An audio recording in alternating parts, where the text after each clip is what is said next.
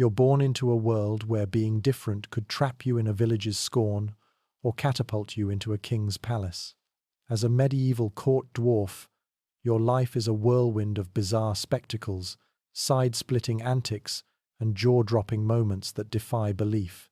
Step into a story where every day is a performance, and you're the star of a royal stage. In the glittering courts of medieval Europe, you're a court dwarf, chosen for your small stature to serve kings and nobles. Your role goes beyond entertainment. You're a companion, sometimes even a trusted confidant. Life swings between dazzling luxury and stark challenges. Step into a world where your every move captivates the royal stage. This is your story, from humble roots to the heart of the palace. You're born in a tiny village, where your parents are dirt-poor farmers scratching out a living. Their little hut is cozy, but life is tough, and you're not exactly making it easier. From the moment you can toddle, it's clear you're smaller than the other kids, and that gap just keeps growing. By the time you're 5, you're barely taller than the chickens clucking around the yard. Your parents are worried sick, because in your village, being a dwarf is bad news. Folks whisper about curses or evil spirits, and their stares feel like daggers. They drag you to the local healer, a grumpy old man with a beard like a bird's nest, who pokes and prods before declaring you've got dwarfism. It's not like he hands you a cure, but your parents don't care. They love you fiercely and vow to keep you safe. Growing up, you're surrounded by the village kids, who aren't exactly rolling out the welcome mat. They taunt you with names like runt or goblin, their giggles stinging worse than a bee swarm.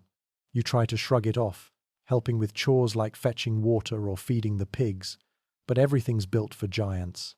Buckets are heavy, stools are too tall, and you're always one stumble away from a faceplant. Still, your parents wrap you in love, teaching you to hold your head high.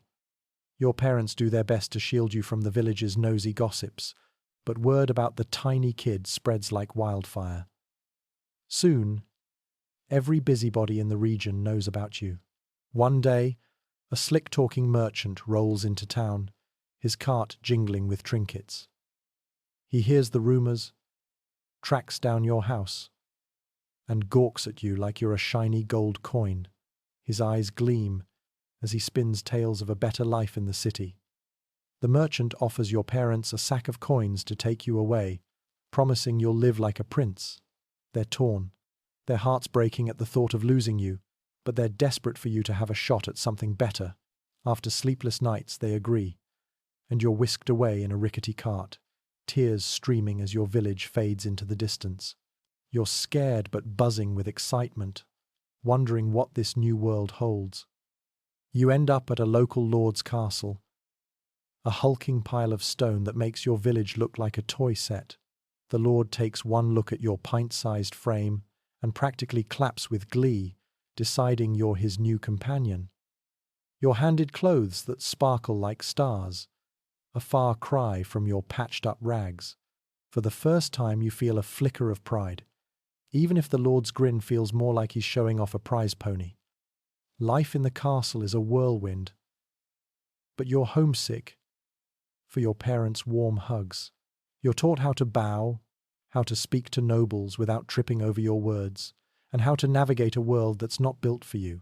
Some folks are kind, offering you extra cushions or a smile, but others treat you like a walking curiosity, their stares cold and probing. You're learning the ropes, but deep down, you feel like a fish out of water. Slowly, you start to find your footing in this strange new life.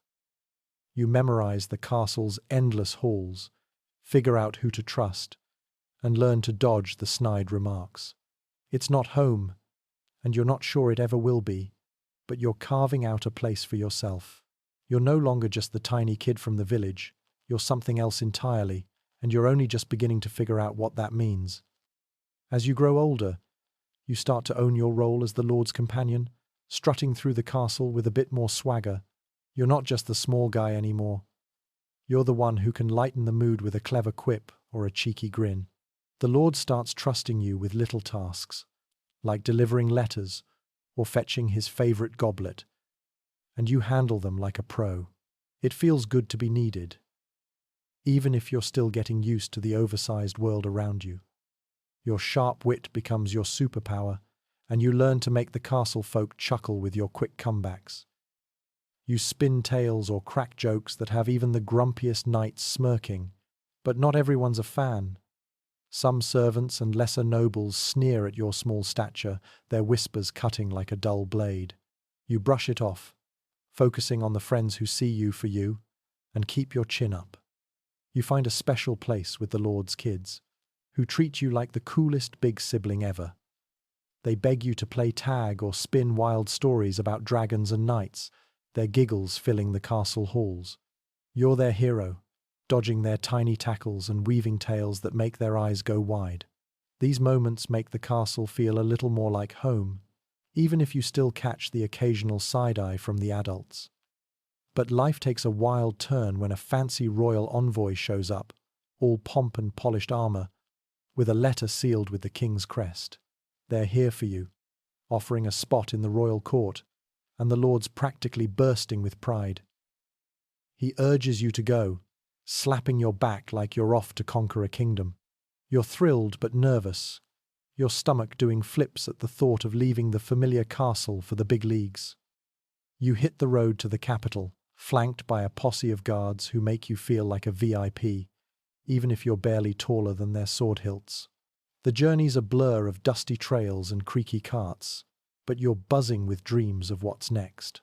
When you finally reach the royal palace, it's like stepping into a fairy tale, towering spires, glittering halls, and a king and queen who gawk at you like you're a rare gem. They officially name you a court dwarf, and you can't help but puff out your chest a little. You're paired with a seasoned court dwarf, a grizzled pro who knows every trick in the book. They drill you on court rules, how to bow without toppling, how to dodge a noble's bad mood, and how to keep your cool under pressure. You're thrown into training, learning to dance, sing, or strum a lute until your fingers ache. Hours of practice turn you into a polished performer, ready to dazzle the court with every step or note. Your mentor also teaches you the art of storytelling, from silly jokes to epic myths that leave the royals spellbound. You learn when to speak up and when to zip it, navigating the court's tricky social maze like a seasoned sailor. Your charm and smarts start turning heads, and before long, you're not just fitting in, you're stealing the show. The court's starting to feel like your stage, and you're ready to shine. Every morning, you're up before the sun, blinking awake in a cozy little room decked out with tapestries and carved wood. It's small, sure, but it's fancier than anything back in your village, with a tiny bed that fits you just right. You slip into a dazzling outfit tailored to make you stand out, all velvet and embroidery that sparkles like a peacock's tail. Strutting out, you feel like a mini monarch, ready to take on the royal court.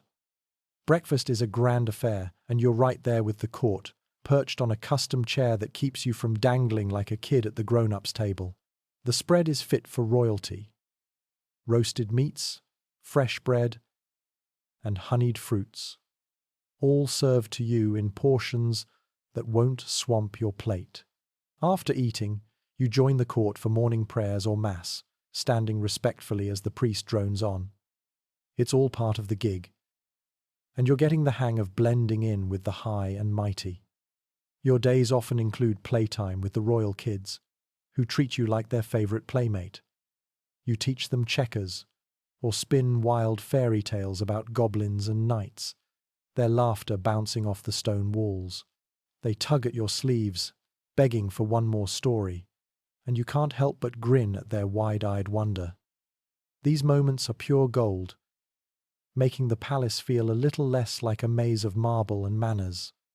But the court loves a show, and you're often called to perform, whether it's a lively dance or a song that echoes through the hall. You've practiced until your feet ache, so you nail every step, earning claps and cheers from the nobles. Lunch follows, and you're back at the table, sometimes at a small one just for you, munching on the same fancy grub as the lords and ladies. Your portions are dainty, but the flavors-rich stews and spiced pastries are a far cry from village slop. Afternoons are your time to kick back, and you dive into hobbies that make your heart sing. Maybe you're curled up with a book, scribbling poems, or carving tiny wooden figures that could charm a dragon. You also hang out with the other court dwarfs, swapping stories and cracking jokes that make your sides hurt. Whether you've got your own room or share a space, these friendships are a lifeline, reminding you you're not alone in this wild world. Evenings bring lavish banquets, where you might perform again, dazzling the crowd with a twirl or a tune. After dinner, you join the court for music or dancing, swaying to lutes or chuckling at drunken lords trying to keep up. When the night winds down, you trudge back to your room, collapsing onto your custom bed, its soft linens cradling you into a deep sleep. It's a whirlwind of a day, but you're thriving in the court's dazzling chaos. Festivals are when you really shine, decked out in outrageous costumes that make you the star of the show. You might march in a parade, clad in tiny armor that clinks adorably, or ride a miniature horse that prances like it knows it's cute. Hunting trips are another thrill, with you perched on a special saddle, joining the nobles as they chase deer through the woods. Crowds gape and cheer, marveling at your charm and pint-sized swagger. But it's not all applause and adoration. Some folks can't resist a cheap jab at your size. Their snickers or cruel comments sting, and you learn to swallow the hurt, keeping your smile plastered on. You're a pro at dodging their barbs, focusing on the people who see your talent and heart. Life in the court is a balancing act, but you're walking the tightrope with style, proving you're more than just a curiosity. Life as a court dwarf gets wild, and some of the stories sound like they're ripped from a fever dream. In some courts, like that of Peter the Great, they threw lavish weddings for dwarfs, complete with miniature horses and a pint-sized priest to seal the deal. You might find yourself dressed in a tiny tux, paraded before a giggling crowd, all to amuse the royals. It's bizarre, but you'd be the star of a spectacle that folks talk about for years. But it's not all fancy parties.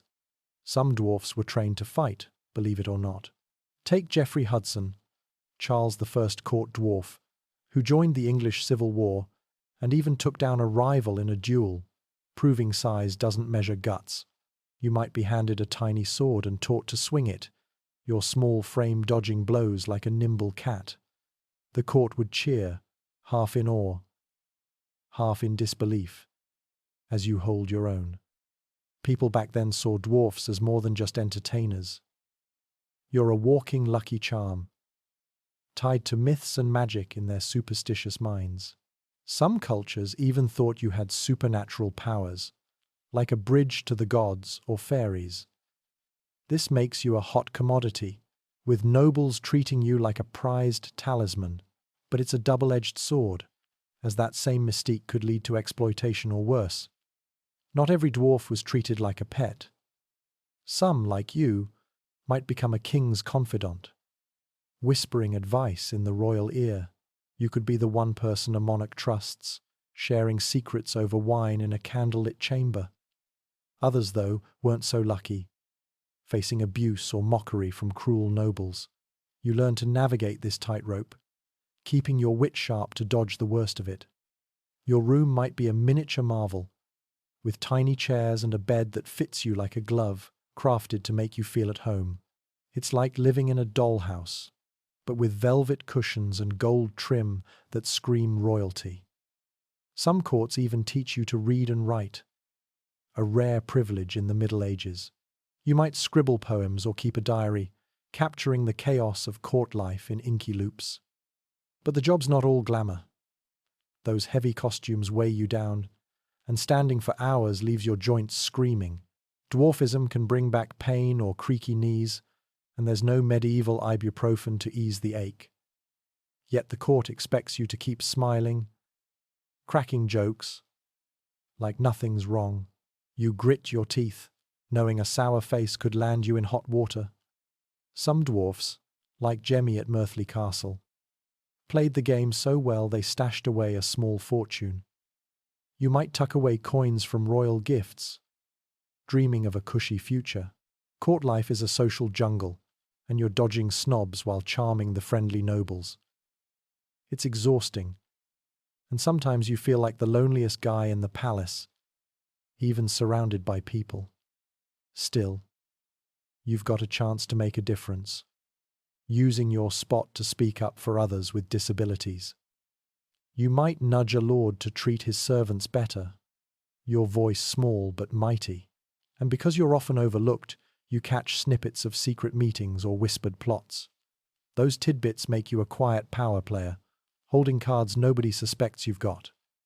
Your small size makes you a sneaky asset, and some court dwarfs turn into full-on spies, eavesdropping on noble schemes.